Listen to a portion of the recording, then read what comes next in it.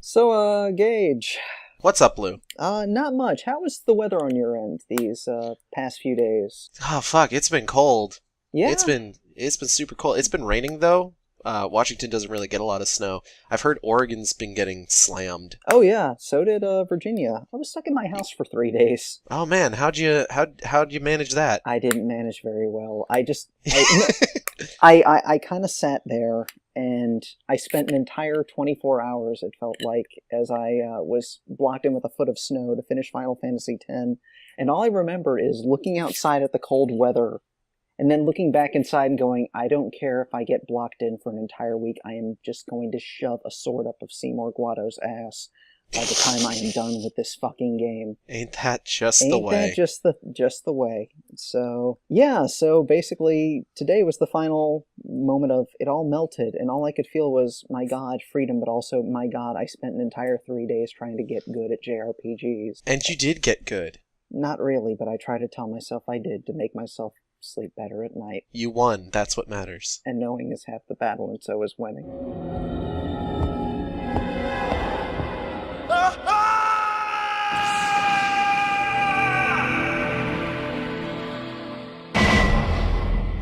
Resident Evil. So hello, and welcome to this week's episode of Code Jovovich. My name is Gage, And I'm Lou. and today we are watching the third film in the most successful video game movie series of all time, Resident Evil Extinction. Yeah, we are watching what is, for me, the first of the films that I have not seen in the series. From here on out, it's basically unknown territory for me. I have never, in any way, shape, or form, actually seen, even other than maybe a trailer or two, any footage of these films. So this is going to be a very different experience from the past two podcasts for Resident Evil and Resident Evil Apocalypse. And I know also in terms of the story direction, the movies take on a very different tone from what they do for the games in terms of setting up their own universe. So Gage, why don't you give the audience at home an idea of what we're going to be experiencing with a brief summary of the film today? Absolutely. And just to kind of let you guys in on a little secret, Lou is already 2 drinks in. I am. God help me. Don't emulate my behaviors, children. Don't do drugs, kids. You might. Don't do alcohols. You might, if you do one alcohols, you end up in the mafia, and then you lose your arms. I know. I'm a cop. I'm not really a cop. Is that a reference to something? Anyways, No. Mila Jovovich is back in the third chapter of the hugely successful Resident Evil franchise. This action-packed horror film is filled with intense special effects and more zombie terror. Also stars Ali Larter, Ashanti, Mike Epps, and Oded Fair. Survivors of the raccoon The raccoon trash. The raccoon trash that was the last film. Survivors of the Raccoon City tragedy travel across the Nevada desert, fighting to stay alive in a world overrun with zombies. Alice joins the caravan in their bid to make it to Alaska, but they must first fight to put an end to the evil Umbrella Corporation. This has the shortest summary on Vudu of all the movies, and I actually kind of had to supplement it at the beginning there with the blurb at the back of the Blu-ray case. I was wondering, because the one thing I do know going into this film is, from what I have gathered, it sounds like it's kind of a whole lot of nothing. There certainly is a whole lot of nothing, because we are in a post-apocalyptic wasteland. Oh, that's true. It does introduce a couple important concepts that we're going to want to remember going forward. So let's get into what we know about the film. So, as you may know, this is where the movies kind of start to deviate from the plots of the games. For the first couple movies, like the first one was pretty much set in sort of like the same kind of setting and the same kind of atmosphere as like Resident Evil 1. Mm-hmm. Second movie was based more on Resident Evil 3 or 2 and with, as we found, a little bit of Code Veronica. Mm-hmm. Resident Evil Extinction pretty much throws a lot of the established canon out the window. Because normally, after Resident Evil 3 or Resident Evil 2, 3, and Code Veronica, apparently. Mm-hmm. We would get Resident Evil 4, at which point Umbrella's gone. Mm-hmm. Umbrella is defeated by the stock market. Yeah, and Russia. And Russia. And in Extinction, Umbrella is still around. And this is kind of one of the big changes from the games, is that Umbrella is a driving force throughout the entire series. Throughout the entire movie series, rather. Mm-hmm. In the games, Umbrella is really only there for the beginning, and they show up a little bit in RE5, but really the only real remnant of Umbrella is Wesker, and like maybe a couple other people. Essentially in the games, Umbrella ends up, while they are defunct by the time of 4, and you get a little more details as to their fall in Umbrella Chronicles and whatnot. It's more or less the legacy they leave behind, and one thing that generally has actually been a criticism from a lot of fans lately is there hasn't been a strong overarching villain or enemy force within the past games post 4 and 5. I can't wait for Wesker to come back in RE7. If that happens, I'm going to choke someone. I'm not even joking. It's going to be a fucking bloodbath. I don't care how good DC Douglas is as a voice actor. You leave that son of a bitch dead in that volcano. But yeah, so in essence, Umbrella, I do know, going into this film, they are a bit more of a superpower, of a more of your maniacal supervillain type. Now, I'm trying to remember, was this movie 06 or 07? This movie was released in 2007. Okay, so this would have been about 2 years after 4 came out. This would have been 1 year before 5 came out, so it's in that middle ground. Going into what I do know that some of the characters we had last time do not appear in this. Jill is not going to be in this. Sienna Guillory is not going to be in this. The Ashford kid, her name was, what, Angie? Angela? Yeah, Angie. I believe in the novelization, she is said to have died at some point between the two films. And that's actually something else about this film. This film starts us off on the time-honored tradition of the beginning of each Resident Evil film completely negating the success of the protagonist from the previous film. Oh god, that's going to be fun. Because I do know... Oh, it's absolutely... Because let's just kind of get in there. Mm-hmm. In the last movie, Raccoon City is destroyed, and Alice is rescued by Jill and Carlos and LJ from an Umbrella facility. And then this movie starts, the T-Virus is spread across the world, and humanity is basically on its last legs. Yeah, there's quite a jump. It was a rough 3 years.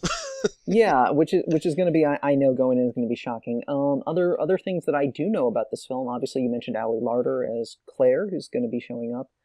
I do know this is the first appearance in the film series of Wesker, albeit I believe it is not the same actor he will have in the following film. No, and that's mainly because at the moment, Wesker's basically just going to be a cameo. He is not a huge force in this series. The main antagonist in this movie, or rather, he's not a huge force in this film. The main antagonist in this film is Dr. Isaacs, played by Ian Glenn, who we saw at the end of Apocalypse. And also on that note, I do know in terms of new enemies, we have a few more introductions and a few more enemies from the games. We have the Crows, I know that. And also I do believe there is a Tyrant in this film, which I'm looking forward to seeing how they handle the Tyrant, because they haven't done that before sans kind of Nemesis, but they took a different spin on him from the way he is in the games. We do get what is essentially a Tyrant. I would say the Tyrant in this film, due to how the Tyrant comes about, I would say he's more of a G. Birkin type monster than a Tyrant, but we'll see that when we get into it. And we can get into some interesting discussion there, too, given the whole very convoluted existence there of Dr. Isaacs in these films. Oh, yeah. So, in addition to characters that are in this movie, we get Kmart. Carlos is back. LJ is back. We get Kmart, who shows up in a couple movies. The stupidest fucking name, I'm sorry. God. Post-apocalyptic films do this thing very often. It's funny, too, because in the future, Kmart wouldn't exist, because I'm pretty sure they're going out of business. They are, but they weren't going out of business back in 2007. It's an alternate universe, folks. It's okay. So yeah, LJ is also back. His character is much improved from the racist stereotype that we saw in Apocalypse. Oh, thank God. There is another character in this, and I'll point him out to you when we get to him. Really? He is played... Little fun fact, he is played by the same actor who played Johnny Cage in the first Mortal Kombat movie. I know who you're talking about. I can't wait to see him. We will discuss who it is. I've heard of this cameo, and I'm looking forward to this now. So, in addition, this is also my favorite Alice outfit of all the movies, I think. Now, correct me if I'm wrong, also going into this, was this the movie that was delayed because of Jovovich's pregnancy, or was this... I'm pretty sure that's Final Chapter. Okay.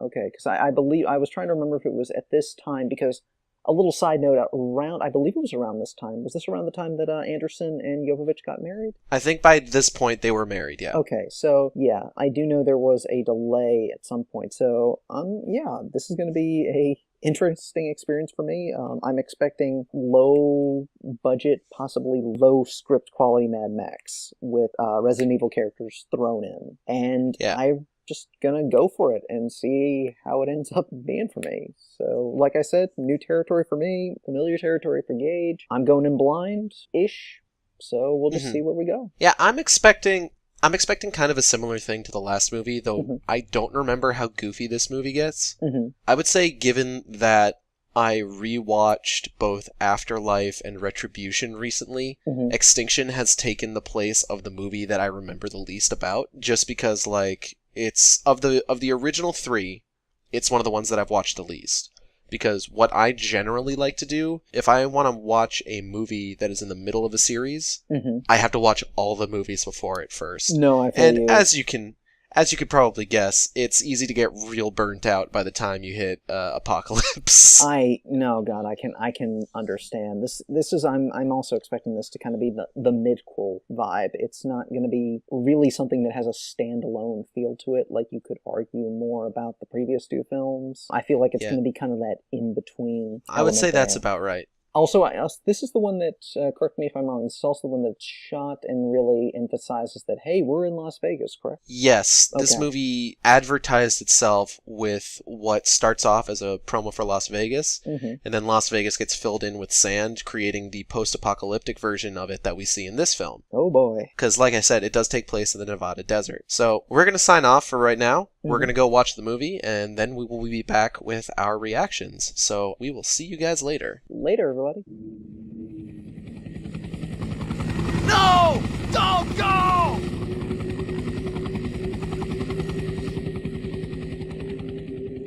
Okay, and we are back. Yep. Boy. So, yeah, tell me about it. I would like to start us off on the immediate reactions, if that's okay.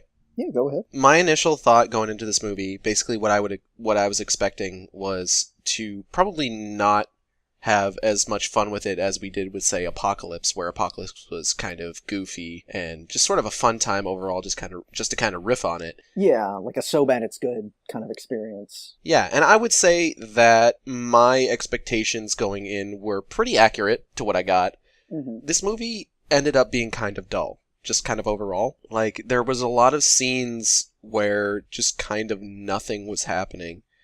And while it honestly got really good at the end, like there were some good setups to some good stuff, and just some kind of like good prosthetic work over the entire course of the film, some reasonably good performances. There's nothing bad. There's a lot of stuff that it's just like, it's not necessarily notable, but this is just kind of... Dull. Yeah, Extinction just kind of feels like we're killing time until Afterlife, honestly. Yeah, like going into this, I had at least expected to have a lot of laughs like I did the last two, but, you know, it hit me by the 30-minute mark. I was like, nothing's going on. And then it hit me by the hour mark that nothing was going on. And then it got down to the last 15 And then minutes. things start happening. It started Like happening. nothing really happens until the last 15 minutes, so it's not even like a case of me having a lot of laughs. If you listen to the last two, I got out of both kind of cackling, having things to joke about. But no, this is just it's a very boring film.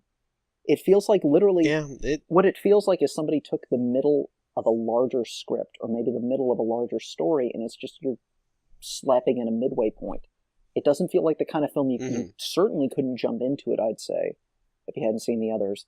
And even if you had, it's not even something I can poke fun at like I could the other ones. It's just vapid. It's just not a very good film. It sucks. I'll be blunt. I think Extinction I'm not very big on any of the films, obviously, for quality, but this one kind of sucked. Yeah, and I mean, I mentioned last week that kind of going through these, I'm going to be trying to sort of like rank them in terms of like how good I think they are in the grand scheme of the series. Mm-hmm. I would honestly put Extinction at the bottom after seeing it today, because... And, yeah, I wouldn't blame you. Yeah, I mean, you know, Apocalypse, Afterlife, Retribution, None of them are particularly good movies. I still have fun with those. I still have fun watching those. I still enjoy them to an extent. Whether it's like goofy nemesis bunny hopping over a fence or dog kicking in a pool of water. There's scenes in those movies that are at least memorable. There's scenes in there that I can at least look back and go, hey, that was goofy. Or in some cases, even scenes I could look back and go, hey, that was good. Or maybe that was actually kind of a good idea. But in this case, it feels like filler. It feels like an hour and 30 minutes of just filler material. And that's a bad sign. It's not that it doesn't move the plot at all. It's just that the actual plot moments are kind of few and far between. Because we'll get into it as we kind of go through, but I'm not expecting the plot overview discussion. I'm not expecting the plot overview to take quite as long, because just like nothing happens for a while, then something happens. Nothing happens for a while, then something happens. Yeah, to put it in perspective here, folks, one thing that Gage and I both do while we're watching these films is we do take notes, obviously, when we're going through, just things we want to discuss. The first two films, I had a lot of notes, because I type them up as I'm going through the film. I had, I could be able to scroll down. There would be at least, 2 pages worth of notes. In this case, I've got barely a page, so that says a lot to what I'm feeling. So, let's go through that riveting plot, shall we?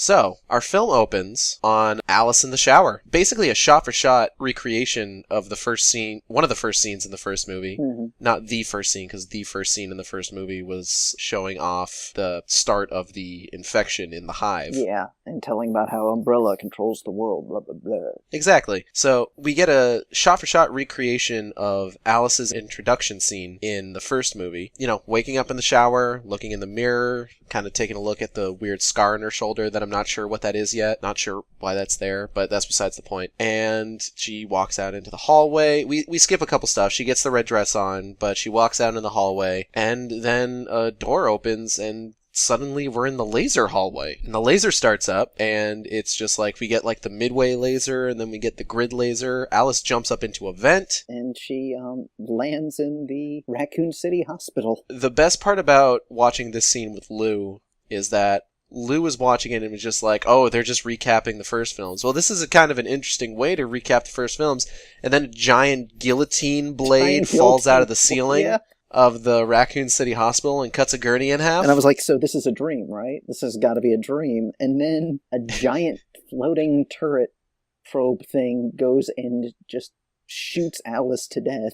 Yep, gets her in the gut, and she falls over, and suddenly a bunch of scientists come out, and one of them takes off his hat, and suddenly, oh my god, it's Dr. Isaacs from the end of the last movie. Yeah. And that's when we find out that the entire sequence was a simulation, and the Alice corpse is dragged out and brought up a large elevator to the surface, where she is dumped in a trench with a bunch of dead Alices, and Lou was cracking up at this scene. I was laughing so hard at just how ridiculous it was, and now that I think about it, it's the Dark Souls of simulations.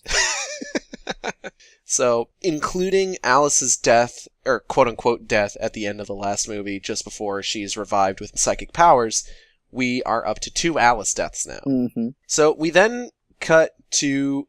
And it was great because Lou was saying oh, this is a great alternative to just getting a straight up narration of, okay, here's what happened last time from Alice, in Apocalypse. And then we get just that. And then we get a narration of what's happened over the last couple movies, just like in Apocalypse, where the T-virus has spread across the U.S., and this is kind of what I was saying, where this is the movie that starts the trend of the entire protagonist struggle from the last movie being totally negated by the opening of this new movie, where the T-virus has spread against all efforts to stop it and has pretty much decimated the world, and somehow caused rivers and lakes to dry up. Which is viruses don't do that. They don't. Don't worry about that, though, because that's going to be gone as a concept by the next movie. I bet it was feeding on the fresh DNA of the lakes. The fresh DNA. Stretched out the water. So then we meet your girl Alice, riding across the United States on a motorcycle,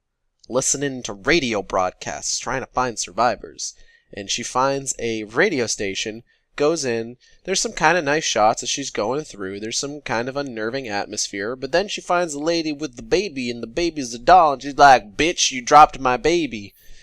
And then some really uncomfortable stuff happens, and then they throw her a pit with some zombie dogs. Mm-hmm. Throw her in a pit with some zombie dogs, excuse me. No, they just throw her the pit. They just throw her the pit. Yeah. The whole concept of that pit is just thrown to her. Mm-hmm. She escapes, kills all of them, takes their weapons, and leaves. And then nothing really happens for a while.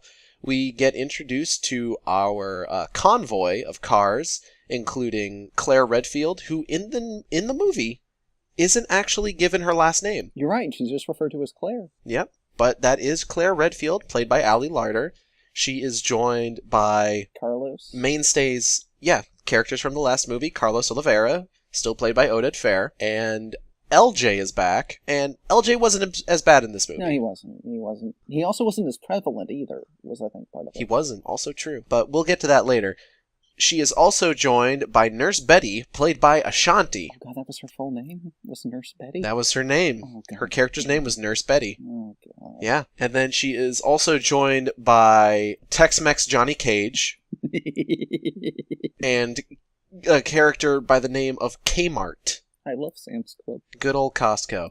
Anyways, and then there's a bunch of other characters that we don't really give a shit what their names are, because they're not going to be around for very long. But then, of course, neither is Nurse Betty, but she's notable because she's played by Ashanti in a celebrity cameo. So they're kind of driving around, and they're like, yo, you got any smokes? No. You got any weed? No. Excuse me, it's alternative. Oh, excuse me, they got no alternate. Alternate. That's right. No alternate. Excuse me. So they're just kind of fucking around, and they go and find this place, and like Carlos and LJ go to check out a building, and they're like, zombies are here. There's evil in this residence. Evil zombies with sunglasses. Yeah, big old aviator sunglasses. And then LJ gets bit. LJ gets bit and doesn't tell anybody, because why would you tell someone when you know that zombies are kind of a problem?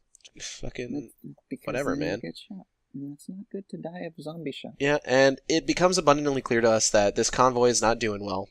They're out of food, they're out of gas, they need some hope. Meanwhile, in the Umbrella facility, Dr. Isaacs walks in on a board meeting with Umbrella Corporation Chairman Albert Wesker in his first movie appearance. Doing so many Wesker things, like just telling everybody else what to do, and As Wesker does. rambling monotone. Yeah, that's fair. Albert likes to tell people. Was never chairman. He though. wasn't, you're correct. Albert was just kind of a dude who worked for Umbrella. Yeah, and I mean, well, later 5 kind of made him more special, but like then also it was the fact that I should note in this movie, Wesker doesn't quite look like Wesker.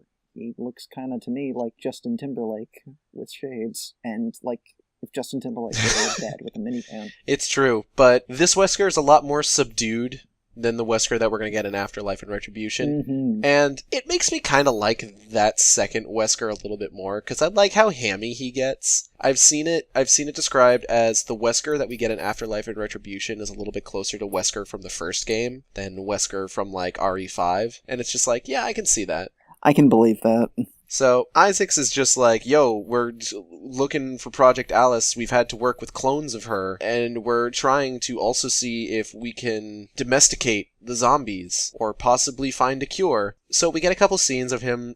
We get a scene of him pumping a zombie full of serum. It's some weird combination of virus and antivirus, because it's both blue and green. I don't know if you caught that. Oh, right, you're right. I did notice that. I was kind of confused by it. Yeah, so he pumps the zombie full of it. The zombie's eyes go totally black, and then he gives the zombie a cell phone. The zombie's just like, A Sony Ericsson cell phone. yeah, and then the zombie's just like, hello? Is anyone there? And then he gives him a camera, and the zombie holds it up, takes a selfie, snaps a quick selfie. And then he gives him a children's toy. And apparently, children's toys are way too complicated for zombies. You can't... Well, I mean, dude, have you tried fitting a square block in a round hole? I mean, I do that every night, and I get really angry. Oh, man. It's called my life. So the zombie gets mad angry and kills 2 scientists while Dr. Isaacs escapes out the room. And he is just like, I haven't been able to domesticate zombies yet, but check it out. I made them way sicker. Check out how And I gave them nice jumpsuits. Gave them nice jumpsuits. They're zombies, but they can run now. I'm sure everyone will like these. Who doesn't like the idea of a running zombie? They'll come into popularity 28 days later. Oh man, so Well, the kids love the running zombies, so... Claire's convoy has run into some issues where there are suddenly a bunch of T-Crows all over the place. Yeah, with our first real introduction of any animal outside of a dog being infected by the T-virus in these movies. and they're kind of googly-eyed blind and very hungry. Oh, very hungry. They kill like 20 people. They do. They do. They literally flood the sky. It is literally just, you get basically nothing but birds, nothing but crows. We felt a lot of shock and terror in this scene. Yeah, it was a downright birdemic. So meanwhile, they're dealing with that. Alice is on foot now because she destroyed her bike when she had a nightmare. She force grabbed it. She with force grabbed everything in the vicinity, and then everything was destroyed because she woke up and everything fell. So she shows up to save them from Boyd's, and she just completely incinerates all the birds in the sky with a flamethrower. It's literally just fire and birds. Yeah, it's like froosh. And she's just like, yo, I found this shack a little way back that's saying that there's no infection in Alaska. You should go there. And Claire's just like, that is the dumbest idea I have ever heard in my life. We have nowhere near enough fuel to get to Alaska. I'm not about to tell these people, oh, hey, guys, guess what? A transmission from 6 months ago says there might not be any infection in Alaska. That sounds dumb. That's dumb. You're dumb. And Carlos is like, no, you're dumb. And Claire's just like, yeah, okay. So they're just like, we gotta go to Alaska. How are we gonna get there? I know, let's go to Vegas and get fuel. And they're just like, no, we can't go to Vegas. Zombies love gambling. They'll be everywhere. So they go to Vegas. Meanwhile, Isaacs has introduced the new zombies into his simulations with the Alice clones. And we get our third Alice death. Oh god, you're right, we do. Yeah. And it's basically off screen. It's basically off screen. Just Alice screaming in the background. And Yeah. Isaacs is just like, I've made better zombies. Check out how fucking sick my better zombies are. And this dude that's like assigned to watch over him is just like, you're fucking nuts. And then Isaacs goes to Wesker and he's just like, yo, Wesker, we think we might have found Project Alice. We're about 62% sure. And Wesker's just like, okay, 62% is shit. Like, my dog is probably 62% Project Alice. Don't do anything until we know 100% for sure. And Isaacs is like, fuck you, Wesker. And makes a YouTube poop with clips of Wesker's voice in order to give himself authority to go out and capture Project Alice. Yeah, that was like the most amazing thing of just, I'm gonna sample a single sentence and rearrange the words. Just and like, that's yes. gonna make everybody, and nobody's gonna notice that it's just basically a word Mad Lib that I have made. Dr. Isaacs, hacker extraordinaire. Yeah, oh god. He's it's, in. Football, I chiseled it on my orders.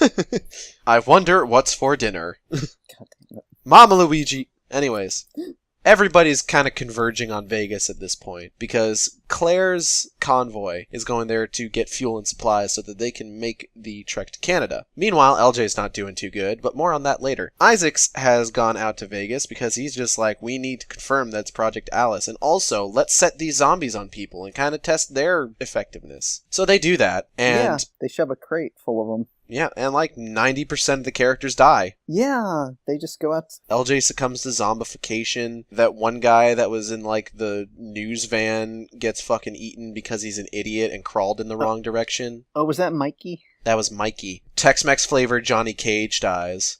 Yeah, just everybody dies, and part of it is because of, Alice is just standing there. Because a satellite has Disabled her.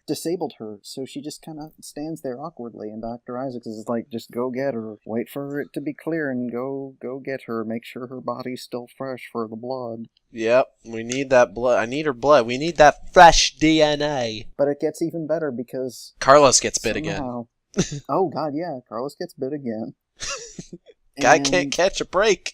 And but at the last minute, Alice manages to somehow psychically fry a microchip on the satellite in the middle of space at that very point in time, just so she can then go and take out a pair of kukris again and just slice the living daylights out of everything. Everything. And then go in and shoot everything. Look, man. Alice has a very strong stand. Yeah. Okay. So yeah, she manages to track down where she's being monitored from, and she goes in, shoots a bunch of dudes. Dr. Isaac's just like, fuck, get me out of here. Oh shit, a zombie bit me. I need the antivirus. And they fuck off back to the Umbrella facility. Alice goes down and And she's just like, or no, Alice She's like, chooses, we're not going to Alaska. we're not going to Alaska on a car, because she, like, could have shot the helicopter, but then she didn't. And then Sears comes up and is like, why didn't you shoot the helicopter? And she's just like, don't worry, Walmart. It's because we're going to go to Alaska in that. Oh, God. So they follow the helicopter to the Umbrella facility, and she's just like, we could probably get in there. I don't know, maybe. And Carlos is just like, I've got a plan. I'll sacrifice myself because I'm bit mad hard. And Alice is just like, Carlos, no, I love you, I guess. Yeah, they and kiss. he's like, it's okay. I'm going to take all this dynamite. What a lovely day. What a lovely day. Witness me. And Witness then he me. dies. All And shiny and weed. he dies taking the fucking smallest hit off a joint ever. Yeah, a joint that he just somehow says he knew was LJ's as he lights up a bag of dynamite after rolling over his giant Mad Max truck. Because I guess LJ... splatting some zombies. Because I guess for whatever reason, LJ's the only one who had weed. Go figure. So It was totally CVS who had it. it was totally CVS, yeah. That damn Rite Aid. So the truck blows up, clearing a path for the rest of them. They get in there. A bunch of them pile into the helicopter. And fucking Costco over here is just like, Alice, what about you? And Alice is just like, I gotta stay here. I gotta put an end to this. I'll see you on the flip side, Target, and then they fuck off to Alaska. Alice finds the trench of dead Alices and has a brief... She kind of freaks out a little bit. She gets her Shaken jimmies up. rustled. Yeah, she gets shaken. She runs into the shack, takes the elevator down to the Umbrella facility. Meanwhile, before all this, the dude who was watching over Dr. Isaac's entire operation comes in. He's just like, you look kind of fucked up. How much antivirus have you injected yourself with? And Dr. Isaacs is just like, I don't know, like 2. And he's just like, you're being a real rascal. Get out of here. You're getting off. Albert Wesker is Directive 135 requires you to be liquidated. And it's like, no, you're gonna get some tentacles through the mouths And the eyes. Yep. and the eyes. So not on my watch, you nerd. Yeah, and so that happens. So Alice takes a really long elevator ride down into this Umbrella facility, and the door opens, and we get what is probably one of the better parts of the movie. Yeah, it's actually kind of creepy, darkly lit. The whole place is basically a bloodbath at that point. Yeah, it's actually kind of appropriate for a Resident Evil movie. It is a Yeah. fucked up lab full of dead bodies, and then the White Queen shows up, because we get the White Queen in this movie. Yeah, and she's been giving guidance a little bit like, oh, yeah, Project Alice has been here and here, Dr. Isaacs. Oh, yeah, hey, you met my sister. Yeah, she was a homicidal bitch. Homicidal bitch. Bitch! So... Probably the best one-liner in the movie. Oh no, there's a better one later on. Oh, true. So Alice is just like, what's going on down here? And White Queen is just like, yo, I've got Dr. Isaacs. He mutated into a monster. I've contained him on the lower levels. Here, you can go this way. And it's a very Resident Evil setup. And I like that. It is. I do too. I actually did too. It was actually a pretty good scene. Especially, I like the little good luck too. It was kind of nice. It was nice. I don't know. It's just like coming off like Red Queen in the first movie. Because, oh boy, we're going to get more Red Queen in Retribution. It's going to be awful. Yeah, So we are. I know that much. We're going to get her famous line twice in a row. Well, not in a row, but we get it twice. And it's silly. Both times it's just as bad, if not worse. So Alice goes down there and she finds the simulation area where first it's the Spence mansion, and she kind of walks through there, and then it's your boy Dr. Isaacs shows up. Now in Tyrant flavor. Yeah, Tyrant flavor Dr. Isaacs, and he's just like, "Yo, take that!" And they have a fight, and it's a pretty good fight. It's all right. Alice unleashes her stand powers, and then Isaacs unleashes his. It was my favorite episode of Dragon Ball. Oh yeah. They end up fighting through that one hallway with the covered angel statues that Alice invited to play Vanguard, and then they end up in the laser grid hallway, where the laser is activated, and it kills Dr. Isaacs but doesn't kill Alice, because Alice, who had been wandering around earlier and found one of her clones and released her, was saved by said clone, who had woken up and turned off the simulation. And this is where we get probably the best one-liner in the film, or the best pair of one-liners, I'd say. Dr. Isaacs is just like, I used to think you were the future, but you're not. I am the future. And then Alice numero uno is just like, you're not the future, you're just another asshole. And then Alice numero dos is just like, yeah, you're the future, all right. It's a really good kind of snarky moment. And then, so Dr. Isaacs is dead, and then we flash over to Tokyo, and we go down into the Umbrella Tokyo facility where Albert Wesker is holding another meeting. And they're just like, yo, we haven't heard from North America in kind of a while. Well, they're probably pretty fucked at this point. We should just kind of think about abandoning them, whatever. Then Alice shows up, and she's just like, oh, what's up, guys? Yeah, I'm coming for y'all. Yeah, I'm gonna come for a little visit. I'm gonna bring some friends over. We're gonna have some movies. We're gonna play some games. It'll be great. Bye. And then we just end with Alice numero uno and Alice numero dos staring at many Alice clone time. It's the whole Alice family. Shut up. Lots of Mila Orboviches. Yeah, it's a good season for Orboviches. And then that's when the movie ends. So, yeah, like we said, not a whole lot really happens. We don't really get a lot of plot development outside of, oh, Alaska is a thing. Isaacs is doing some stuff. Claire is a character. Umbrella's in Tokyo. Albert Wesker is here. And then the movie ends. Yeah, we just essentially summarized the movie in about, 20, 30 minutes, and that 20, 30 minutes is basically all the plot there is in about an hour and a half. Pretty much. The rest is just kind of big, dumb gunfights.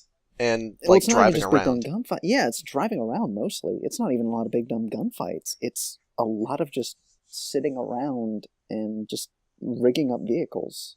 There's not a lot otherwise. Is kind of the thing. So we really didn't actually skip a lot of anything. No, not really. Like, even if I did realize that I missed something, it didn't take long to just kind of correct that, because it's just like, oh yeah, by the way, she also did this thing, I guess. Yeah, pretty much. So yeah, that's the plot overview for Resident Evil Extinction. Let's move into what we liked and what we would change. So let's start off with things we liked. Costume design, still pretty good.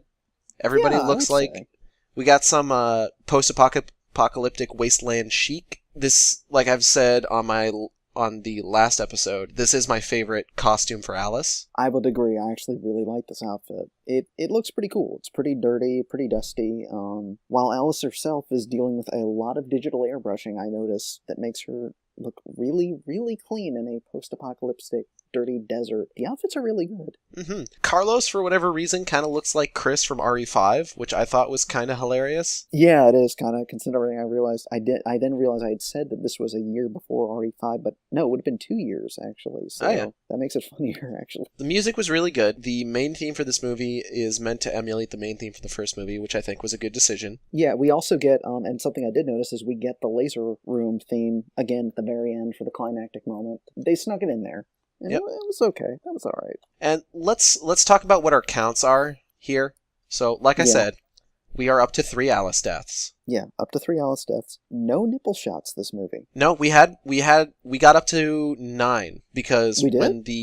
when she busts the Alice clone out of the first Alice orb. I forgot about that. We do get that.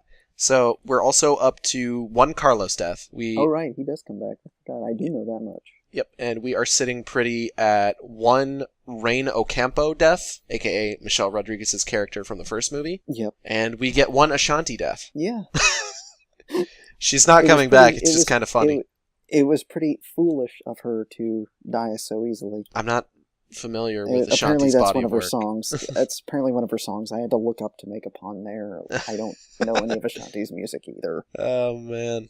I'm just kind of still cracking up that they got, of all the celebrities put in, who do the kids like who like Resident Evil? Ashanti. This happened in 2007. I don't remember who was popular in 2007. BioShock came out. Yeah, I was in... God, I would have been in what? I was in high school. I was in junior year of high school, so I wouldn't have remembered either. Yeah, absolutely. So, last 20 minutes or so are probably the best parts of the film. Like, absolutely. Her walking through the radio station at the beginning of the movie is pretty good, but like the entire thing at the end, even some of the goofier parts of the tyrant battle, I'm willing to overlook, just because that part of the movie was probably the best part, where it felt the most like Resident Evil. Yeah, going off of that also, speaking of what you were saying about suit designs, one thing I really liked was actually the tyrant design. It was actually really good. Mm-hmm. It was a little different. It was a little different from how tyrants normally are. Not too different. We have had talking tyrants in the games.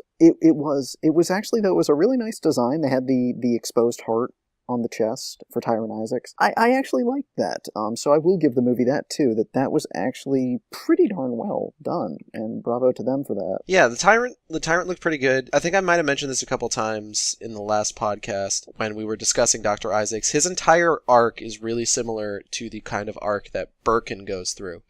So generally, I kind of consider the final tyrant to be kind of a combination of, your standard issue tyrant from the Resident Evil series, and then also G. Birkin from Resident Evil 2. It really is, essentially. In a way, you can tell, even the way that, one thing that also kind of felt very Birkin-esque was the guy shooting him when he comes back. It kind of felt like RE2 with Birkin getting shot up by Hunk. So, I mean, that works. There weren't as many, I will note, obviously, there weren't as many game scene parallels in this as the first two, especially, certainly nowhere near as many as as Apocalypse. So I will say one other thing I will give them credit for is they did try to do something different. Mm-hmm. They did try to do something different, so I will give them that. And then as far as other things we liked, LJ's a lot better in this movie. He's not as much of a racial stereotype, which is appreciated. He's a bit more of a character. He's kind of got shades of the character he used to be, but he's nowhere near as painful. Yeah. But like you said, he also doesn't really have much of a presence, so I don't know how much that affects it, but he's a bit more of a character than a comedy relief. I would say he's not a comedy relief at all. He's actually a relief, or not a relief, but he's a source... He's sympathetic in this one. Yeah, he's a source of some drama or some tension. Yeah, I think that about covers all that. With regards to what we would change... Like we said, this is kind of a dull movie. Not a lot really happens. Yeah, it's, I'm not really sure... The thing I would change is just give it a plot for more of it. Yeah, I'm not really sure, exactly what could have been changed to sort of help that a little bit. Just because... One thing I can say is, one thing that could be changed that could have helped it is at least explain where half the frickin' cast of the last movie went. Right, a lot of that... Yeah, a lot of that was not explained, and... To get most of what went on there, you had to look into the novelization, which apparently, I believe, was based on an earlier draft of the script or something. Mm-hmm. So, you don't get that, Angie is apparently dead. Yeah, apparently Alice killed Angie from satellite programming. You don't get that Jill had her own... I think that Jill had her own convoy? Or was, it's some other survivors, I think it was, I remember hearing. She could have possibly split off or something. I'm not 100% certain myself, but Jill's going to be back next movie, so... Yeah, oh joy. But yeah, there's not a lot there, unfortunately. There's not really a lot to kind of work off of. And, it's unfortunate, because this movie did kind of try to sort of do its own thing. Alice isn't quite as much of just kind of an obnoxious, overpowered bruiser in this movie. Yeah, her Mary Sue abilities they're still there, not as much, but they are still there. Let's not deny. I mean, Clone Army at the end. Clone Army. I'm ready for that in the next movie. Let me tell you. Begun the Clone Wars have. Yeah, I mean, another thing I guess we could mention is, one thing I would change is Claire, and you discussed this with me going in, Claire doesn't really feel like Claire at all. It feels more like they gave the name of the character, and they got a character who, has kind of the redhead look. Ali Larder, she seems like a fine actress. I mean, I didn't have a problem with her performance at all. It was just the material she was given. She didn't have a lot to work with, I don't think. So it was just kind of like you could have put anybody in that role. It didn't necessarily have to be Claire, and I wouldn't have recognized the change either way. Character development was a big issue for this movie, definitely. You look at something let's even look at Resident Evil Apocalypse. Jill has so much development and is such a, legitimately well-written character in that movie, and she feels like her character, but in this, Claire didn't really have a lot to do, honestly. And you know what? Now that I'm thinking about it, this came out in 2007. Yeah. Writers Guild strike. Oh, that might have had something to do with it. Yeah. Yeah. Because I'm thinking about. Did he call himself write it? Possibly, but he did. But there's no way that he's the only one who's writing these. Oh, true, absolutely, no, yeah. Screenwriters. Screenwriters Guild would have had an effect on this. I think you're right. I think. Mm-hmm. Yeah, like, because I was thinking about, like, other movies that came out that year and, like, what else came out, and I remembered that the second Transformers movie came out that year, Oh God, which was also affected by the which was the also W8, awful. which was also awful and was also affected by the WGA strike. 2007 was a rough year overall, and that might be kind of something that might have affected this movie in some way, just because, like, there's so little real content to the story. Yeah, it feels like it was like a script they kind of had to rush out there.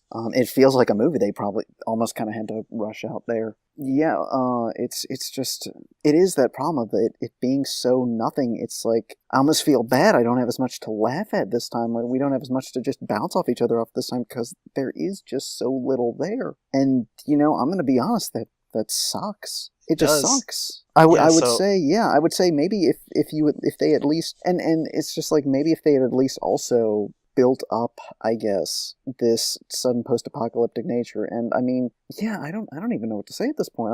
Let me look through my notes if there was anything else. One thing I guess I also liked was Johnny Cage's actor, as we've discussed, as his character was good, and we did get a laugh out of the idea that they probably chose Las Vegas just to have an excuse to show the Sphinx, the Eiffel Tower, the Statue of Liberty, and an obelisk, which possibly could be the Washington Monument. yeah, just all in a destroyed state. All in a destroyed state, and yeah. I would say, so here's the thing. For a lot of these movies, something that we've kind of kept coming back to is that there's always scenes within them. Like, they unfortunately do set these up as action movies, where there's a lot of gunfights, there's a lot of, like, slow-mo action scenes and everything.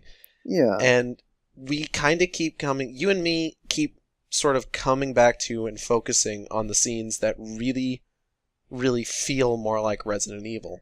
Yeah. Like, there's a lot of good quiet scenes in the first movie.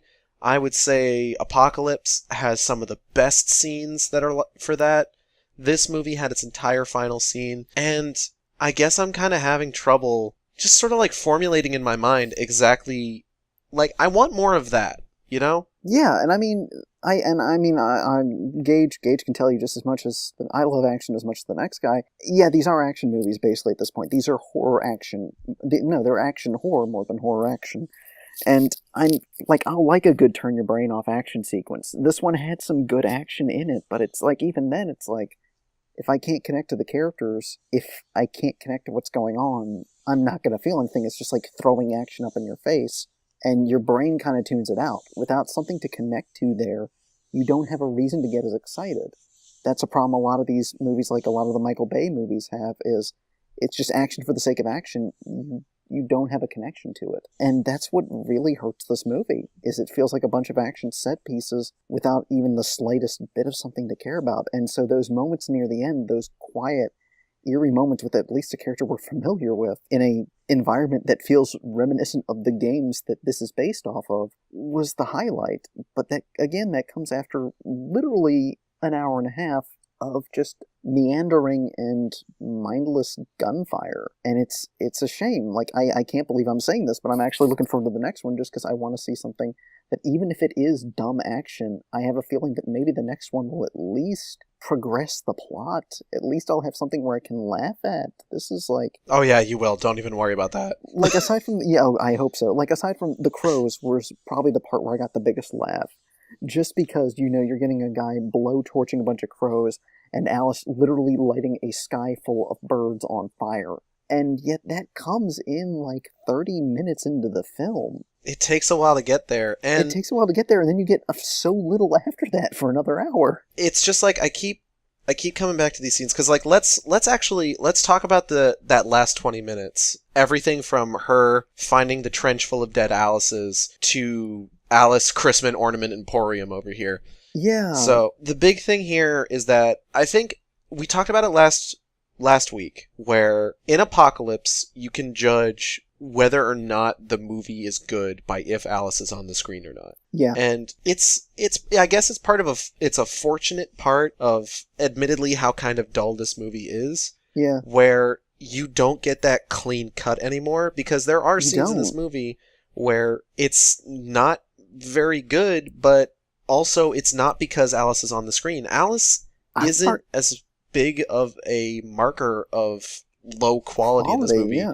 as she was in Apocalypse. And to be honest, I hate to interrupt, but to be honest, I'll actually argue that in this case, the scenes with Alice were more interesting than the scenes without her for once. Oh yeah, like, those absolutely. last 20 minutes were actually good with her. And that's what's like so ironic considering the last movie. It's like it felt like it flipped it on its head with just in terms of, is something interesting happening? No. Well, that's because Alice isn't here to at least do something. It was like, I was actually almost kind of missing having her in the scenes, and I don't even like the character that much, but I was just like, fuck, at least she was doing something in these scenes. Oh yeah, absolutely. Like that last 20 minutes, like I would really kind of like to take a moment to just kind of focus on like the good stuff or like the good scenes from like the last 3 movies, because they all kind of share that common theme of feeling like what we would want a Resident Evil movie to feel like. Mm-hmm. I don't even mind Alice being the main character, because in this movie it shows that you can have Alice as the main character, and as long as you set the scene up properly, it's fine. Yeah, like, absolutely. We start off strong. She finds the trench full of dead clones. She has a bit of an existential crisis. Anyone would if they saw a fucking trench full of dead copies of themselves. I know, I'd be fucked up. And then, like, what do we get? We get a long elevator ride down into a very Resident Evil-style laboratory. Yeah, it's like, dimly lit, it's dark, you're actually really kind of creeped out because it is so long of just nothing there. And it's not like the boring kind of nothing, like driving through the desert for like a good 5 scenes. It's this good kind of just like, it's a nothing where it's just like you don't know what's there, you don't know what's gonna happen. Then she turns the corner and there's a fucking glass room full of scientists put up on pikes. Oh god, that scene, that was actually kind of eerie, yeah. That was eerie. I liked that. And then the whole setup going into the Isaac's Tyrant fight, where the whole setup where the White Queen, the White Queen is like, I've contained him on the lower levels. You need to go down there and kill him. That's a very Resident Evil setup, where you've got a big monster, it's in a facility, you have to go take care of it. Good luck. And then just like, there's the quiet just before Isaacs even shows up, and then like you would expect, oh, we're getting like the big dumb monster fight like we got between Alice and Nemesis and Apocalypse, but it's not even that bad. It's not, and I actually got a bit of a Code Veronica vibe, too, from it, because you get the scenes of her I was discussing, was that in Code Veronica, when you get near the end of the game, you end up in Antarctica, and you end up in an underground facility with a replica of the first game's mansion. And it felt like that, and I think it was an intentional homage to that, I'm pretty sure. And I actually liked it, because it was like, yeah, it does turn into the dumb action, it does turn into the smackdown, but it was like, it was neat. It was actually well set up of, hey, this is creepy. It's that facility again. It worked. It worked for me. I was like, hey, yeah, it's bravo. I didn't even really hate the dumb action smackdown. I thought that was actually a pretty good fight. It was silly to me, because I do think it's just on a level of just psychic power, cloned hero fighting, smack fighting with psychic powers from the other end. Of just screaming at each other. I was like, okay, this is a little silly given the context, but I had fun with the dumbness, I guess, of it. I did have a good time laughing at it, and I did have a good time with it. It was tense enough, and I liked the threat of, you can't kill me. It was actually creepy. Yeah, and I mean, it was better than the fight with Nemesis. Oh god, yeah. It was so much better than that. I will give it that, absolutely. It was thankfully not a big dumb slap fight. She had the kukris. There was obviously the tentacles and the psychic powers. But I like the tentacles, I will admit. Tentacles, very Resident Evil. Resident Evil got tentacles for days. Yeah. But then there was also like the Isaac's Tyrant yelling at her and decimating the whole room, which I don't remember a Tyrant having that ability. Oh, Tyrants can... Tyrants can... Was that one from the Albinoid? No, I mean, well, like, the one I thought it was kind of vaguely reminiscent of with the tentacles was the one from Dead Aim, and the other ironic thing, Gun Survivor for the light gun shooter one on PS2. The other irony being that was the one where the main character essentially mutated himself into a tyrant and was able to talk. So I was like, yeah, you know what, I was thinking at first, well, tyrants can talk, and then it hit me afterwards, yeah, no, works. He taunts Alice, and I was like, hey, sure, why not? It was a different take on a tyrant, but I liked it. I was happy to see a tyrant, basically, and I was like, you know, And a pretty faithfully recreated tyrant at that. yeah, I actually really liked the way they did it. The tentacles still kind of gave him the claw arm, if you notice, Yeah, I did notice that. protracted, and I like that. Because I was playing Resident Evil DS recently. I finished an alternate costume Jill run. So, obviously the tyrant is fresh in my mind. Yeah, So, seeing him now, because, like I said, first 3 movies I saw before I played any of the games. And honestly, the 4th and 5th movies I'd also kind of seen prior to playing any of the games. I don't judge. But yeah, like going back to this one now with that tyrant fight, like it's actually kind of impressive how close it was to like an actual tyrant from the games. And this is all of this is kind of going back to just like there's stuff in these movies that I look at it and it's like this is what I would kind of want a Resident Evil movie to be. Obviously not the big dumb slap fight with Nemesis or a big psychic battle with a tyrant, but the scenes of just like walking through an empty house, not sure what's going on or why you don't remember where you are, walking through an abandoned church, finding a priest with his zombified sister tied up because he just thinks that she's sick and he's trying to keep her alive by feeding her human flesh. Things like walking through this decimated lab, finding scientists strung up from the ceiling. Stuff like that is just like, that is what I would want a Resident Evil movie to be. And I mean, we're getting reboots and soft resets of movies like all the time now. If they wanted to take another crack at Resident Evil once the final chapter comes out, I would like that. Use 7 as like a fucking starting off point with regards to the tone. 7's looking great so far. And 7's looking like a reboot, essentially, so it's like a soft reboot, more or less. They could they could start fresh with that in mind. It would be perfect for that. Yeah, and I mean, like, I've seen footage from 7 of just, like, I think I saw, like, a trailer or something where it was like, you're in, like, this dimly lit hallway and there's, like, 15 Moldmans and you're armed with a handgun. And it's just like, that looks great. That atmosphere is what I feel like a lot of these scenes have conveyed. And I mean, like, it's hard to really think about where I would rank a lot of, like, the best scenes in these movies with regards to each other. I definitely think that by the fourth movie we lose a lot of that, unfortunately. There aren't going to be as many of these scenes in those. Yeah, I've from what I know of the movies going in and going onward, it is just going to kind of turn into full on action. Yeah, and this is kind of the genesis of that, just because this is where we get our first fast zombies. Yeah, you're right. So we're kind of following into the times of like the evolution of what would have been the zombie genre. What sold big at the time would have been. We were in the post 28 days later period. At this point. I will say that the fact that they develop fast zombies in this film is meant to kind of set up some things with future movies where it's meant to imply that Umbrella is still working on things. They're still making new stuff, basically. Because if you kind of keep that in mind with the movies going forward, then things make a little bit more sense. Like, by the time we get to Afterlife, we're going to get zombies with Magini mandibles. And it's like, why do they have those? Fuck you. That's why. Why do we have executioners? Fuck you, that's why. And it's kind of funny, because I'm pretty sure in Afterlife someone actually asked, what the fuck is that thing? Oh, boy. It's great. Like, thinking about this actually, to a certain degree, has me looking forward to the final chapter. Just because all I know of the final chapter is that it goes back to the Hive in Raccoon City. And Raccoon City has been bombed to shit, so the Hive's not going to be in the best, like, state of affairs.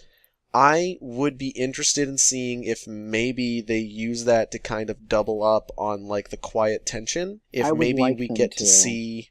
Yeah, if maybe we get to see some more... Like, maybe some familiar areas from the first movie, but, like, in more of, like, a kind of destroyed, like, dimly lit, and just, like, I would like to see if they go more with that. I have a feeling that I know they wouldn't. I know one room that's coming back. Oh, God. Because Can we because do they take an can't aside? stop coming it back. Can we take an aside here and just note also? Oh God, it's like with the laser room scene here. I was fine with it here. I was fine with the homage to the first film, but it's almost kind of alarming how many times they're going back to it, as in like, yeah, this was the one thing everybody loved from the first movie. This is the one thing you guys really really loved this, right? Even if you didn't, here's the laser room again. It's like I'm wondering if they do this again in any, or bring it back again, or even flash back to it again in the upcoming films. It's going to be Because, back in Retribution. oh God damn it! To a certain extent, it is. Just stop with Like, it. you're gonna see it, and I know that you're gonna be just like, oh God damn it. Because it's like it. Okay, just stop with the fucking laser room. No, you gotta understand, it wasn't the people that loved the laser room. It was actually fucking Capcom. Oh God, you're right. No wonder it's in the, even in the fucking trailer I saw today for the last movie. I haven't watched any. I saw a commercial for it on TV today, so. Oh man, we're getting in there. We're getting close. We're getting close. All I'm telling myself at this point is at least 7 comes out like 3 days prior. You can remind yourself of everything that's good about Resident Evil just before you go in to remind yourself of everything that's bad about it. I can drive, and then I can drive back home and I'll have the place for myself that whole week. I'm just gonna shut myself back in my room and play RE7 that whole night until we record. Oh man. Oh God. But yeah, like, I honestly want to see a supercut of like all these scenes from the movies, just like all the ones where it's just like walking around, like, and then just call that Resident Evil the movie. Yeah. That's it. That's all you need. It's like Resident Evil being Resident Evil. Yeah. It is all you need. And I mean, like, that's just kind of what gets me at the very least a little bit excited about the final chapter, the hope of that coming back. Mm-hmm. And it's what gets me excited about Resident Evil 7. Like, I'm really looking forward to that. Same. And actually, something also that I notice, and actually something, if you think about it this way, is going to be interesting going with the movies, is it's almost like a parallel to the way the games themselves kind of evolved more and more into action. Because I think if you notice also, by the time, at least when we get to the last, like when you get to 5 and 6, that quiet tension is gone, and from what it sounds like, the movies are going to get that way too. So I'm very interested in seeing where that goes. Yeah, we do lose out on a lot of quiet tension, and then 6. I rewatched, or no, not 6, but I rewatched 5 to kind of remind myself of everything that happened in it, and 5 has a lot more Aliens homages than I realized, or than I remembered, and you'll see that when we go to watch it. But just like the way that some of those scenes play out, you're gonna watch it just like, the fuck. Well, I didn't know I was watching the Aliens with Sigourney Weaver. Yeah. What the hell? Yeah, we're talking about so many other things because again, there was so little to talk about with this movie. There's so little to talk about with regards to Extinction. It's just like, and like the issue that I think I have with that is just like, I've seen the entirety of the Mad Max franchise. I have seen Book of Eli. I have seen post-apocalyptic wasteland movies that are so much better than this one. Book of Eli is better than this one. Mad Max 2, Road Warrior's better than this one. The first half of Beyond Thunderdome is better than this one. The second half of Beyond Thunderdome is better than this one. Fury Road is an entirely different class of movie compared to this. And honestly, at this point, it really comes down to like world building. Like, I would say that's kind of one of the big things. Yeah. Is that we don't really get a sense of exactly how much of a post-apocalyptic wasteland this is, just because we spend our entire time with the convoy, and the convoy only kind of chills at like 2 different places. The most we really get is Alice finding we get Alice finding the radio station, which, I mean, yeah, okay. We get that one family, and it's just like, then they're gone, like immediately. They are only there to give Alice weapons, basically. To give Alice the kukris. Yeah. And then they're out of the film, they're never mentioned, and then she goes to the gas station, and that's where she finds the journal talking about Alaska. Yeah. And then the majority of our scenes are either at the motel that the convoy finds, or then they just go to Vegas, and then that's just kind of the rest of the movie. And then, of course, there's the Hive, but like, I would say, well, not the Hive, but like the Umbrella facility.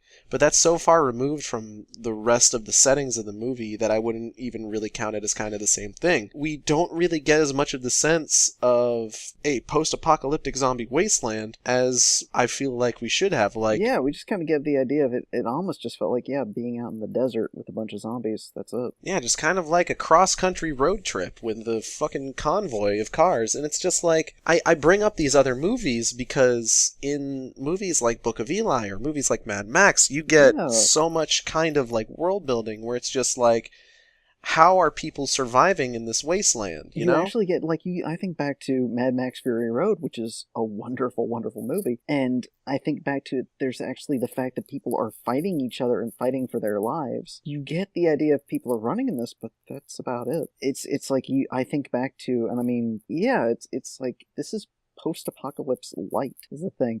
And, yeah, I was looking up to see also if there were more things from the games in this movie. I was right about the underground facility thing was an intentional reference to Code Veronica, and also apparently, and I didn't even notice this, there were herbs or whatever. There were herbs in Isaac's lab, apparently. I didn't even notice that. Oh, I'm gonna have to go back and check that because I would be really interested to see that. I didn't notice that at all. And apparently, yeah, it seems like there were possibly some script redos, and it's just like, yeah. It shows. It does. It really does. This movie was shit. Yeah, I mean, it's really hard. It doesn't feel like this world is populated just because we spend most of the movie with the exact same characters. It feels like an empty... It does. It feels like an empty road trip, like you said. It just feels completely vapid. And, like, the big one... Like, I don't even keep going back to Mad Max in my mind.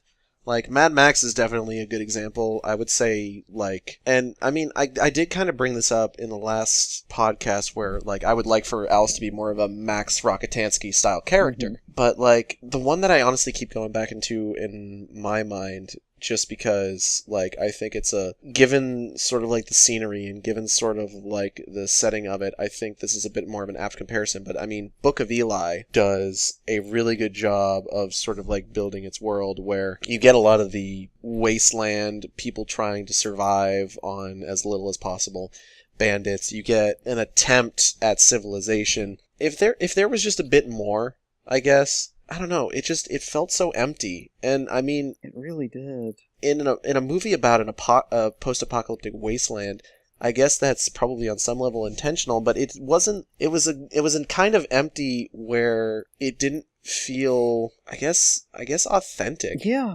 Because it's just like if there was like scenes in more places, kind of showing at the very least other people trying to survive. Like I said, at the most we get is the family in the radio station, and they're a bunch of characters, that's for sure. Yeah, it was just kind of like, okay. You bitch, you dropped my baby. Oh my god, he's dead. You killed him. And it's just like, and it's like we don't have any reason to care about these characters. They're not even memorable enemies. They're not going to be relevant. Yeah. And like that's all we get. We don't get any sort of implication of anyone else trying to survive outside of, like, Alice finding that one person hanging themselves in the closet. We don't get any sort of, like, post-apocalyptic-esque civilization. Like, if that was there, that'd be kind of cool at the very least. Yeah, that'd actually be neat. And I think part of the problem with that, like, obviously part of the problem with that is probably the film's runtime. Yeah. All these movies are kind of meant to be sort of like quick, turn your brain off action movies, so they never go more than an hour and a half. But God, I would say like the brief scenes in like the Cursed Earth from the Sylvester Stallone Judge Dredd movie is probably a better representation of post-apocalyptic wasteland. I was gonna say, I had heard somebody compare the scenes with the family in this movie to the cannibal family. The Angel family, yeah. And I was just like, that movie, Judge Dredd, which is a piece of shit, is at least an entertaining. It's an entertaining bad film. And it's just like, that's a movie that's like primarily dystopian cyberpunk, but like the brief moments where it's just like, oh hey, here's a little bit of post-apocalyptica for you, is a better realized post-apocalyptic world than Resident Evil Extinction. It's not even like a major part of the movie, but it's a better realized it's better realized than this entire film, where it's just like, this is a very sort of like closed space emptiness as opposed to like a wide open emptiness. Yeah, You know? I definitely agree. I mean, like, I guess that's just kind of one of the issues with it. Like, I could go on and on about, like, just kind of the issues that make this movie just unfortunately boring, and I honestly feel like I have to, because there's really not much else there. Zombie prosthetics were good. Yeah, the Zombies zombie look very prosthetics- zombie-like. The zombie prosthetics, they were good. They were good. Like, if we can, to go back to, like, things that we liked very briefly, the zombie prosthetics, I really like them in this movie, just because this movie is supposed to take place 5 years down the line, and I guess for a world where a virus caused the rivers and lakes to dry up. Which apparently Anderson said was meant to be a tribute to Code Veronica. I'm like, dude, there is no... When does that happen None in of Code that happens. Veronica? He's like, apparently I was looking, it said that the outbreak in general was meant to be like Code Veronica. There's nothing like that. You know what happens in Code Veronica? A virus accidentally leaks out into the prison on Rockford Island because Wesker Strike Team comes in. Then the prisoners go to the Antarctic base, and one of them was infected, so it spreads there. But they're both contained. It's not this worldwide fucking epidemic. Anderson, did you even play the game? You must have. I mean, you at least played because you had the frickin' helicopter chase scene in Apocalypse, but goddamn. I mean, you don't even really need to play for that. That's the You first don't. scene. You don't. You could, like, God. You can find that on fucking YouTube. Well, no, it would have been right before YouTube. Well, no. When was YouTube? 2006? I don't remember. Yeah, but it's just Probably. like, Lordy. But like, you just pop that in your Dreamcast and you can just see that right away. You could go on frickin', what was it, Newgrounds and see a Flash parody of that. Oh, God, but yeah, it's like... Love you, Legendary Frog. We miss you. We miss you. He's still doing stuff, Is I'm he? pretty sure. I don't know. I don't know, but I miss Probably. those Flashes. Those are... I loved the Alfred Ashford voice. in those. We need... You know what would have made this movie better? If we just had... Alfred If we Ashford. just had, welcome, Claire! And don't disappoint me by dying too soon. I so want to enjoy this.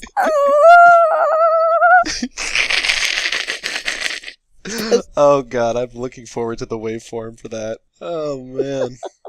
That would have made this movie way better. God, if only they hadn't blown the load on the Ashfords a movie ago. They could still bring them back. Final chapter. Did you really think this would all end so soon? Like, I'm sure they're gonna bring someone in for the final chapter. They bring in Jack Baker. I'm calling it right now. They bring in Jack Baker, and he just slams everybody in the head with a shovel. No, you want them to bring you want them to bring in the Ashfords, and you want them to bring in Jack Baker, but you know who they're gonna bring in? They're gonna bring in Derek C. Simmons. I thought you were gonna say Art Thompson. Alice? No, they bring in Alice. They bring in way. Morgan Lansdale. I'm just oh god, they bring in Morgan Lansdale to bring back the FPC, and then just Art just shows up. No way, am I Alice? No, I was Alice all along. I'm not Vincent. I'm Ark. God, oh man, no, God, what if they used Alex Wesker? What if they brought Alex Wesker in? That would have actually worked. They could have done that. They could have, the irony is, that was the other irony here, is this whole thing about Alice's blood can cure the T virus. I just kept thinking back, I was like, it's ironic how, 5 years later, they would do a similar plot with Jake and the C virus, with the antibodies. Yeah, there you go. And I was like, huh. You know what would have made this movie better? If Cowboy had just actually straight up been Johnny Cage and ripped out a zombie spine. I'm sad I missed the moment with the scene of him collapsing, where he just could have gone, "It's official, you suck," when he died. Oh man. Extinction, folks. Yeah. Extinction. We're really kind of scraping it. We are. Talk about this one. I'll fully admit that. Yeah, it's. I got tipsy for the wrong movie here, because I didn't even have enough of a time. I was sobered up by the time the movie started. That's the thing. You should really make sure you do that for Retribution, because that's the one you're going to want to be drunk for. Is that the one? Is for next time? So predictions for next time. Is next time the one where we have the Chris Clare whisker fight. Next movie is the one, Afterlife is the one with Chris and Claire. Oh boy, it's the one I'm thinking of. Which, I'm kind of glad they do Chris and Claire. I am too. Just because you don't get that. You don't get that a lot. Like, it was basically just Code Veronica. Yeah, and it's like, you didn't have a real point, like I said earlier. You really didn't have a point of Claire being in this without a motivation for it being Claire. So I'm looking forward to the next movie kind of fixing that. Yeah, Claire gets a lot more play in the next movie. Claire actually, she looks a lot more like Claire. Like, that was a big thing, I know, just because, like, in Apocalypse, one of the big things that I know we both loved is that Jill looked like Jill. Oh yeah, she looked A+, she acted very Jill. Yeah. Claire in Afterlife wears a very Claire-esque outfit. Good. I would say it's very reminiscent of how she looked in RE2. It's like she's got the vest. She's got a vest on. Good. Because that was one thing. Claire confirmed for vest. She didn't have any of... That's the other thing, is like she didn't have any of like Claire's trademark color, basically, in the games is red. She didn't have that. She was just kind of like olive drab. The entire color palette of this movie was just kind of off.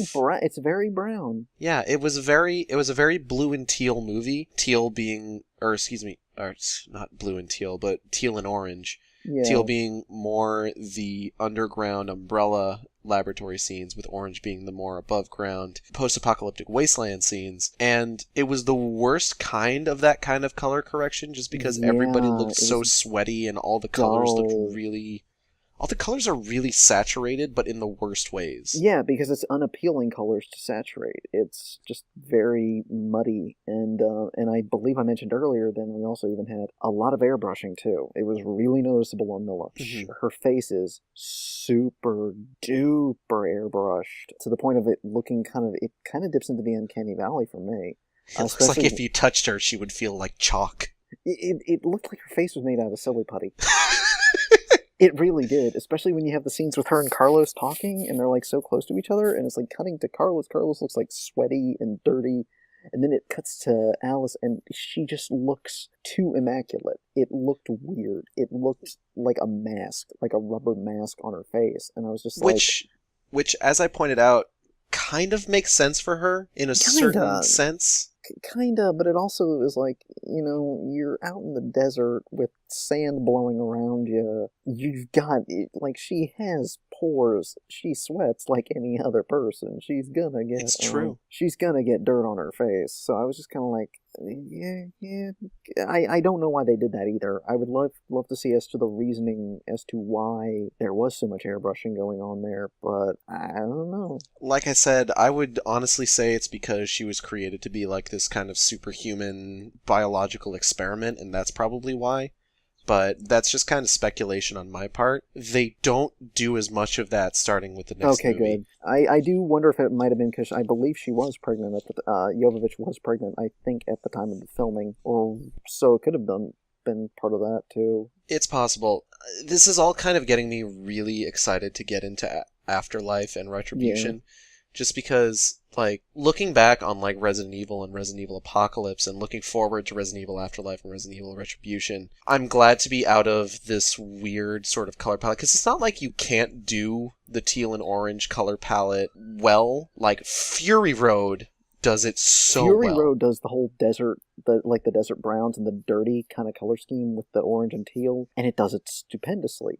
It's like, again, it all comes down to what I think is a running theme with these movies, is a lot of the ideas and a lot of the execution would be really good in the hands of more talented filmmakers, essentially. Yeah, and I don't think we brought this up, but this is the second movie that wasn't directed by him, by Paul W.S. Anderson, and the director for this one was Russell Mulcahy. But in this case, I do know that, though, it was written by Anderson. He was the head scriptwriter, so yeah. Yeah, so, I mean, you look back on, Resident Evil. Resident Evil had that sort of, grayish-blue, sterile color correction that we saw on a lot of these scenes in that, and that looked great. Extinction also had a lot of that blue, very heavy on the blues, and the cooler color scheme I meant Apocalypse. I goofed. Apocalypse had a lot of that cool blue color scheme, and then they do try to go for the warmer palette for this with Extinction, but yeah, like you said, it's just not done in an appealing way. It isn't. And, like, I think that's because you can look at a lot of movies from, like, a lot of time periods and kind of see the trends in them. Yeah. And, like, kind of get an idea, like, especially lately with a lot of media, like, in the last, I want to say, 4 or 5 years, one thing that's been getting a lot of play, I would say ever since, like, 2010, something that's been getting a lot of play, bows and arrows. People fucking love bows and arrows ever since, like, 2010. Right. They were in games, they were in movies, people fucking loved them. They do. I would be interested to take a look at other movies that came out, I would say probably, like, in the years following, like, 2005, between 2005 and 2007. See if, like, was the blue and orange color palette just really popular? I think it was at that time. I'm pretty sure it was. I'm pretty sure I know that it was brought up a lot. It was almost brought up with criticism at one point of how much blue and orange is used. Yeah, we hit a point where it was just like every movie was color corrected blue and orange.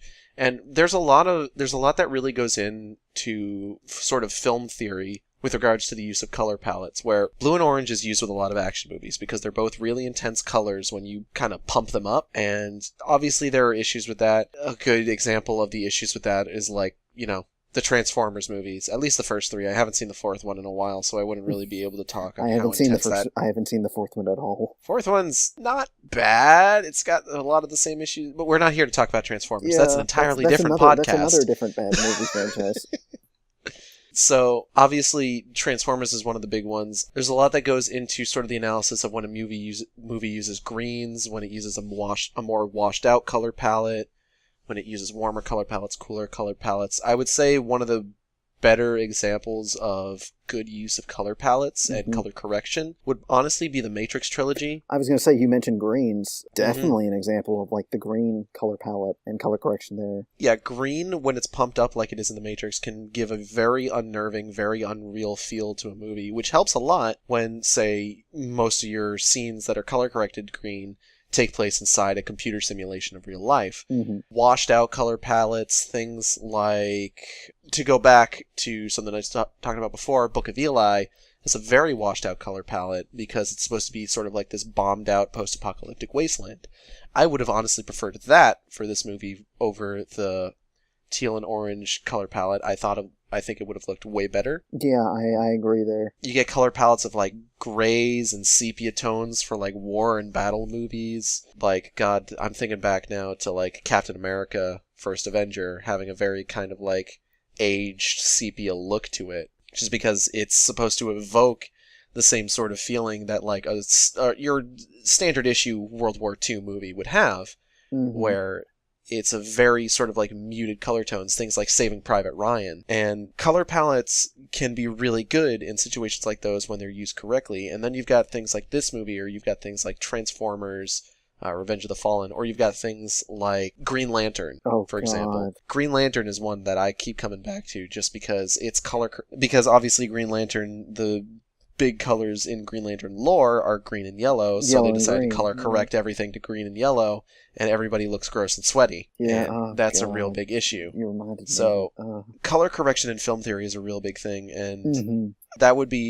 that's another one of those things that I would change to just kind of tie this all back, because we got to tie it all back. Yeah, we do. To the movie. This is another one of those things where I would change, where it's just like, I would probably ditch the blue and orange color scheme. I would probably go for something that kind of alternates between color schemes for different scenes, something like The Matrix, where obviously the post-apocalyptic scenes, I would have preferred something a little bit more washed out, just kind of muted color tones, something like Book of Eli. And then for, like, say, the scenes in the Umbrella facility, I would say that's definitely something where I would want to go back to something like the first movie, where we had sort of like the cool grayish blue overtones on everything to give it that sort of like sterile look. And then I feel like that would contrast really well with the end of the movie. Like, you know, like we said, the final 20 minutes or so, where we've got this area that's supposed to be like this sterile kind of cold area, and oh shit, there's dead bodies everywhere. Oh no. Oh no, golly. I could go on and on about the things that this movie does poorly with regards to just general film theory. Because, like, things like the use of color and things like the use of sound, it's important with regards to grabbing the audience's attention. It's important to pacing, visual tricks, audio tricks. And, you know, there's no one right way to do it, obviously. But if you do it poorly, then it's obvious you've done it poorly. I would say there's a lot of things about the 2014 Godzilla movie that you could probably criticize. And, you know, I wouldn't necessarily say that you're wrong to criticize them, as much as I like that movie. Mm-hmm. That movie's sound design is amazing. It is probably the best sound design that I remember from that year in film, just based on, like, the use of sound effects, the use of silence, the use of the music.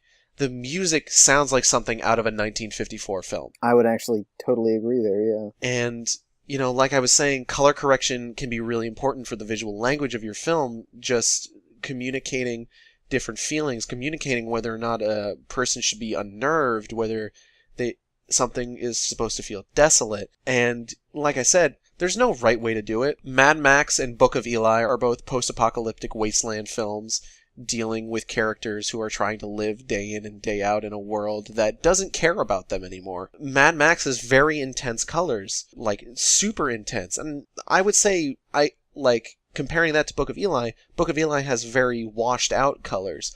Both movies' color palettes work really well. And again, going back to Mad Max Fury Road, even on one movie, there's no one right way for a single movie to do that, because Mad Max just came out with a black and chrome edition, which has the entire movie in black and white, and it looks amazing. Mm-hmm. It really works to the movie's tone, the movie's, like, feel, the movie's visual language, and it just... I need to focus on post-apocalyptic movies to make this point, just to point out how it just doesn't work in Extinction. Yeah, absolutely. The poor color correction, the poor color choice in Extinction works against it. It damages an already struggling film. It doesn't enhance the visual language of the movie at all to have it with this standard flavor action movie color correction of teal and orange. It just makes you think, oh, I'm watching a dumb action movie. Mm-hmm. No wonder I'm not having a good time. But yeah, I think at this point, we've pretty much exhausted all we can talk about this film. Like, I was surprised to have even gotten out such an intense kind of analysis of just color choice in this movie. But, you know, I think that just kind of goes to show that, like, this movie isn't great. It's not. I would place it on the lowest rung of the Resident Evil movie series ladder. Like, I was worried about whether or not I'd be able to choose between this and Afterlife for my number 3 spot. I don't have to worry about making that choice anymore. Afterlife is 100% the number 3 spot. Right now, Extinction is the number 5 spot, and I would wager that once I see the final chapter, I'll probably like the final chapter better than this. I think, you know, at this point, I'm hoping I do. This movie was bad. This movie was really bad. My only hope is that it can all be turned around at least a little bit and be a little less not good with the next one. Afterlife. Let's hope that sucks a little less, even if it's still not a good movie. It'll be a fun kind of suck. It'll be a fun kind of suck, because, God, we just... This movie kind of drained our goodwill for the night. Like, our enthusiasm was up. No, it did. It's like we were so up there to have a good, fun time, and it's just like you can hear it in our voices of just like how disappointed we are that we can't even riff on a movie. It's really unfortunate, and I think, like, you know, I'm thinking about it, the secondary characters in this were so boring. They were. I don't remember any of them. I don't care about any of them. Even... What, you don't remember... Guy who shook soup cans. Guy who shook soup cans. That's all he did. What do you do? What about Home Depot over here? Yeah. Oh, of course, Rite Aid. Yeah. How can I forget Walgreens? But I mean, yeah, it's like the one character. It's like, so what do? You ride a bus, you take some kids, you identify that pork and beans is pork and beans. You know what? The movie made me want some pork and beans, I guess. I could go for a can of beans and some pork right now. That sounds like a good meal. Pork and beans. Pork and the beans. Sando de panda. Pork and the beans and spam. Itadakimasu. I would rather watch that for an hour on loop than Extinction ever again. Oh man, and like I do want to bring that up as much as we are kind of hitting the point where we do need to start winding this down. Yeah. I do just want to bring that up. Like the secondary character situation in this is unfortunate because they're all really dull. They are. And I mean, like, you can look back on the last couple movies and say like, oh, you know, the secondary characters didn't really have Much presence, but they had colorful secondary characters. Like you got Rain, you got Kaplan, you got Spence, you got the reporter lady, you got Peyton, you got the Apocalypse version of LJ. As much as, you know what? No. I take that back. GTA motherfucker. Extinction version of LJ. Still better than Apocalypse version of LJ. I will agree there. I'll give it that. I'll give it that. But then, like, you get Angela Ashford, you get Charles Ashford yelling over a helicopter while the other guy talks to him in a totally just level tone.